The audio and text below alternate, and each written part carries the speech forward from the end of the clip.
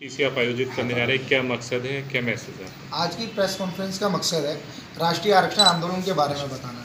राष्ट्रीय आरक्षण आंदोलन वो संगठन है जो कि हिंदुओं की 17 जातियाँ, जिनमें कश्यप, कहार, केवट, मल्लाह, माझी, मछुआ, राजभर, बिंद, निषाद, केवट, प्रजापति, कुम्हार, गौर आदि जातियाँ, जिन जातियों को अनुसूचित जाति का दर्जा मिलना चाहिए, उन जातियों के हक की लड़ाई के लिए हम लोगों ने राष्ट्रीय आरक्षण आंदोलन एक संगठन बनाया है, जो कि हिंदू जातियों के साथ साथ मुस्लिम दलित समाज और ईसाई दलित समाज के लिए भी लड़ाई लड़ रहा है।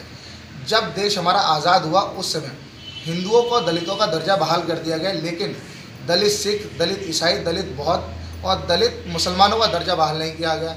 जिस समय बीपी सिंह जी की सरकार बनी, बीपी सिंह जी ने दलित सिखों का और दलित बौद्धों का दर्जा बहाल किया, लेकिन दलित मुसलमानों और दलित ईसाइयों के ऊपर उस समय भी ध्यान नहीं दिया गया। हमारा संगठन, जिसका नाम राष्ट्रीय आरक्षण आंदोलन है, वो दलित मुसलमानों और दलित ईसाइयों के लिए भी उनके हक की लड़ाई लड़ रहा है।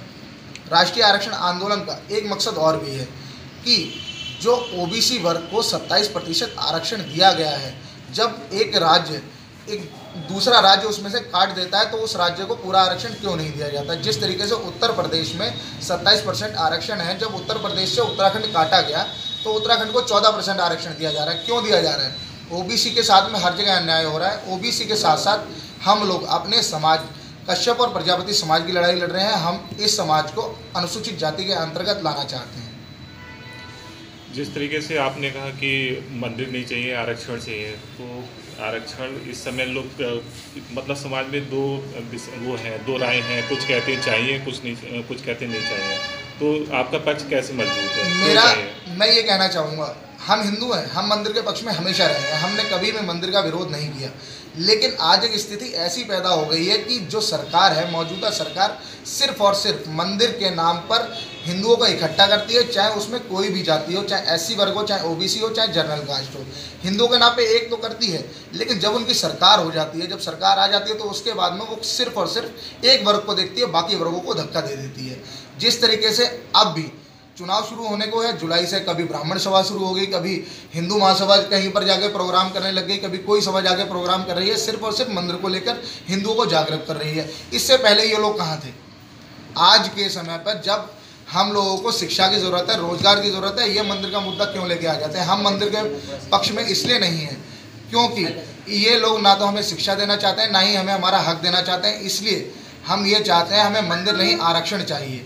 जब हमें आरक्षण मिलेगा तो हम मंदिर के पक्ष में हो सकते हैं, लेकिन इस समय हम मंदिर के पक्ष में बिल्कुल भी नहीं हैं और ना ही हम होंगे जब तक कि हमें हमारा हक नहीं मिल जाता। अति पिछड़ा वर्ग जितना बेवकूफ़ बनना था बन चुका, अब किसी भी कीमत पे अति पिछड़ा वर्ग बेवकूफ़ नहीं बनेगा।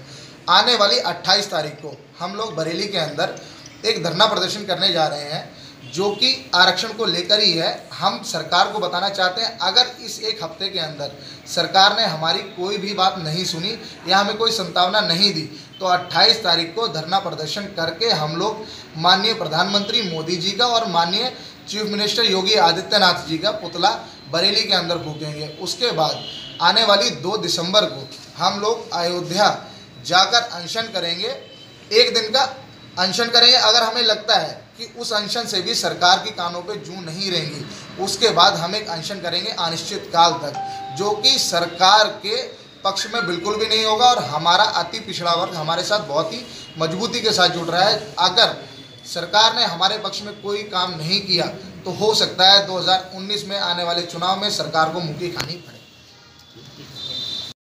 आज तक एससी का दर्जा नहीं मिला।